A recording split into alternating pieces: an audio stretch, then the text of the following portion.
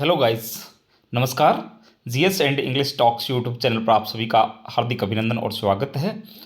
जैसा कि आपको पता है कि पीजीटी इंग्लिश की परीक्षा बिल्कुल आपके सिर के ऊपर है, तो इस कंटेक्स्ट में हम एक और सीरीज आज शुरू कर रहे हैं, रिवीजन फटाफट। तो आप जल्दी से जल्दी जो है इस चैनल को सब्सक्राइब कर लें। आपको एक प्रकार से फाइनल स्टॉक के रूप में ये रिवीजन दिया जा रहा है, तो जल्दी से जल्दी स्टूडेंट्स प्लीज़ चैनल को सब्सक्राइब कर दें, वीडियो को लाइक कर दें, शेयर कर लें, ताकि ज़्यादा से ज़्यादा स्टूडेंट्स इसका फ़ायदा उठा सकें। छोटे क्वेश्चन जैसा कि ऑब्जेक्टिव पेपर आपका आने वाला है, तो इसी कंटेक्स्ट में इसी तरह का जो है कंटेंट आपके लिए फ़िलहाल रखा जा रहा है। तो सारी चीज़ें जो हैं आप देख पाएंगे। ये वीडियो अपने आप में बहुत कुछ बोलने वाली है, इसलिए मैं ज़्यादा नहीं बोलते हुए इसको जो है तुरंत स्टार्ट कर रहा हूँ कि मैकफ्लोकोनी। हालांकि इससे पहले मैं बता दूं कि यूजीसी नेट के जो स्टूडेंट्स हैं, एचपीएससी पीजीटी टीजीटी यानी कि एचएसएससी टीजीटी कंडक्ट करती है, और एचपीएससी पीजीटी इंग्लिश और डीएसएसबी की पीजीटी टीजीटी इंग्लिश और ऑल टेट्स सभी के लिए वैसे तो ये सीरीज जो है बेनिफिशियल रहेगी, फ्रूटफुल रहेगी। लेकिन फिलहाल जो स्टूडेंट्स हैं, आप प्लीज़ बंद करके मत बैठिएगा कि हमारे जो 20 या 21 राइटर्स दिए गए हैं वहीं से कंटेंट आने वाला है, क्योंकि एट्सेट्रा लगा करके ये बहुत कुछ जो है बहुत कन्फ्यूजन छोड़ दिया जाता है विभिन्न बोर्ड्स के द्वारा या रिक्रूटिंग एजेंसी के द्वारा।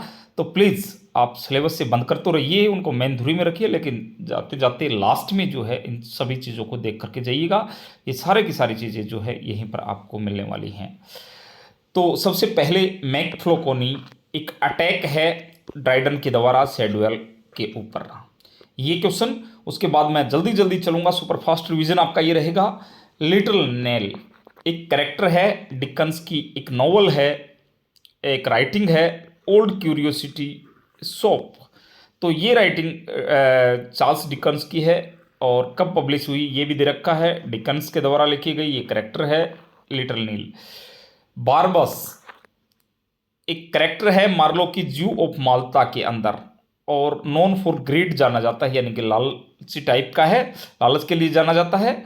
England, my England is a poem by W E Henley, Nobel जो है प्राइज मिला है 1995 में इनको। उसके बाद a verse on the death of doctor Swift is written by Jonathan Swift. ये डॉक्टर स्विफ्ट के द्वारा ऊपर जो है कि मौत के ऊपर जोनाथन स्विफ्ट ने लिखी है ये। तो ए वर्स है, ये भी जो है आप नोट कीजिएगा कि a verse on death of doctor Swift is written by, यानी कि यहाँ कहना चाह रहा है कि जोनाथन स्विफ्ट ने जो है एक वर्स लिखी है किसकी मौत पर, डॉक्टर स्विफ्ट के। तो ये भी जो है आप देखिएगा। फिर है एक Shock is a blind lap dog in the rape of lock, ये भी आप देखिएगा। इस क्वेश्चन को थोड़ा सा एक बार कंफर्म करेंगे, डॉक्टर जॉनसन तो कहीं नहीं है। तो उसके बाद देखिए द वेस्टलैंड। वेस्टलैंड 1922 में लिखी गई है, आपने पढ़ी भी होगी अपनी पीजी के दौरान।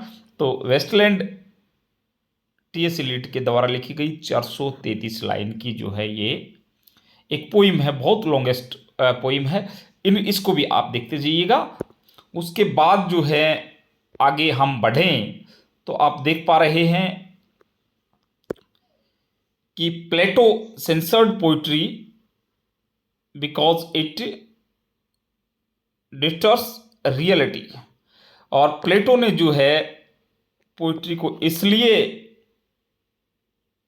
जो है नकार दिया था, उससे घृणा करता था, क्योंकि उसकी निंदा करता था, क्योंकि ये रियलिटी से दूर है।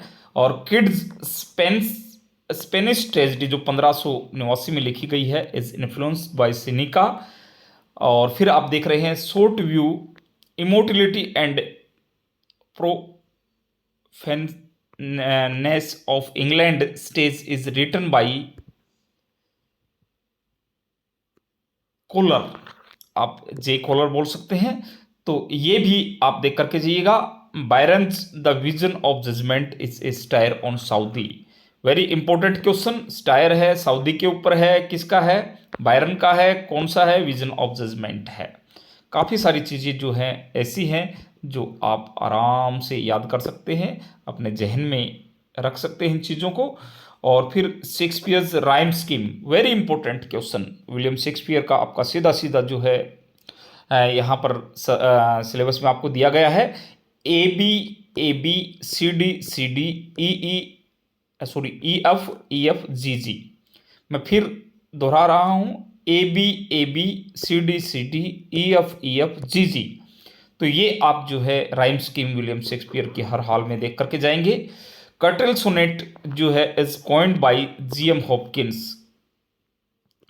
10.5 लाइन्स का है, ये भी इंपॉर्टेंट क्वेश्चन है। Objective correlative is used by T S. Eliot in Hamlet, सीधा सीधा क्वेश्चन पूछा जा सकता है। और टी.एस. एलियट के का जो ये जो है used by T S. Eliot in Hamlet. उसके बाद कहता है Malgudi is known for R K Narayan. Malgudi जो है Malgudi is known for R K Narayan, यानी कि आर के नारायण के द्वारा लिखी गई है, दोनों एक दूसरे से जुड़े हुए हैं। और स्पेंसर्स की जो राइम स्कीम है वो ए बी सी डी ई। फिर देख लीजिएगा A B C D E. Shakespeare की और स्पेंसर की राइम स्कीम बहुत इंपॉर्टेंट है अपने आप में। और फिर आगे देखिए, to daffodils is a poem by Robert Herrick. और Andrew Marvell wrote Horatian ode on Cromwell's return from Ireland. ये भी आप देख करके जाएंगे। ये सारे इंपॉर्टेंट क्वेश्चंस हैं, परीक्षाओं में पूछे गए क्वेश्चंस हैं, वहीं से उठाए हैं हमने। और बिल्कुल जो है 10 ईयर विभिन्न एग्जाम्स के हैं ये। DSSB में भी ये क्वेश्चन पूछे गए हैं, हरियाणा में भी ये क्वेश्चन इंग्लिश के लिए पूछे गए हैं, UGC नेट में भी ये क्वेश्चंस पूछे गए हैं।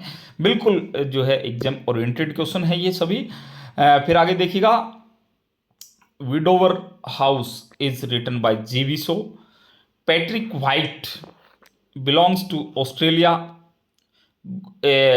गोडिमर जो है वो साउथ अफ्रीका से, मार्गरेट अटवुड जो है वो कनाडा से, एंड कैरी हाल्म जो है वो न्यूजीलैंड से। ये भी जो है अलग अलग कंट्रीज के राइटर्स हैं। तो अगला देखिए, structure of Shakespeare's tragedy is exposition सबसे पहले, उसके बाद कंफ्लिक्ट होगा, फिर राइजिंग एक्शन होगा, फिर डिनोमेंट होगा, और फिर क्लाइमैक्स होगा। Very important, much and more important please, किसी भी प्रकार का कोई भी रिस्क आप इसमें मत लीजिएगा। तो ये भी आप एक प्रकार से देख करके जाएंगे। फिर मैं आगे बढ़ूं थोड़ा सा, तो फिर कह रहा है अगला क्वेश्चन जो है मैं आपके सामने रख रहा हूं वो है, V.S. Naipaul's A Bend in River is set in Africa and echoes of Conard। तो जो है ये जो लिखा गया है V.S. नाइपॉल का ए बेंड इन रिवर, अफ्रीका के अंदर जो है सेट किया गया है। और कोनार्ड से कहीं ना कहीं ये जो है संबंधित है, जैसा ये दिखाया गया है। और castle of Otranto by Walpole is a Gothic novel. Castle of Otranto जो है वॉलपोल के द्वारा लिखी गई और गोथिक नॉवल है।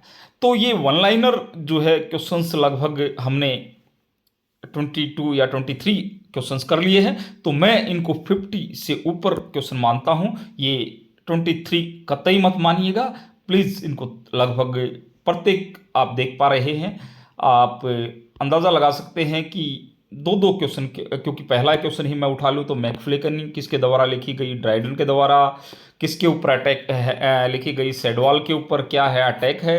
तो 4 क्वेश्चन, यानी कि 3 से 4 बार मल्टीप्लाई करेंगे प्रत्येक वन लाइनर क्वेश्चन को। इस तरह से ये डिज़ाइन किया है आपके लिए। तो प्लीज़ ये क्वेश्चन मेरे हिसाब से 70 क्वेश्चन बन जाते हैं कम से कम। तो इनको आप रिवाइज करते रहिएगा। इसी तरह से यदि लाइक और शेयर करते हैं, सब्सक्राइब करते हैं, तो ये हमारा कॉन्फिडेंस बढ़ेगा और ये सीरीज़ आपके लिए इसी तरह से एक मैराथन के तौर पर या फिर यूं कहें कि कंटिन्यूसली आपके एग्जाम तक ये आती रहेगी। आपका रिस्पॉन्स जो है बिल्कुल हमें आगे बढ़ने के लिए प्रेरित करता है।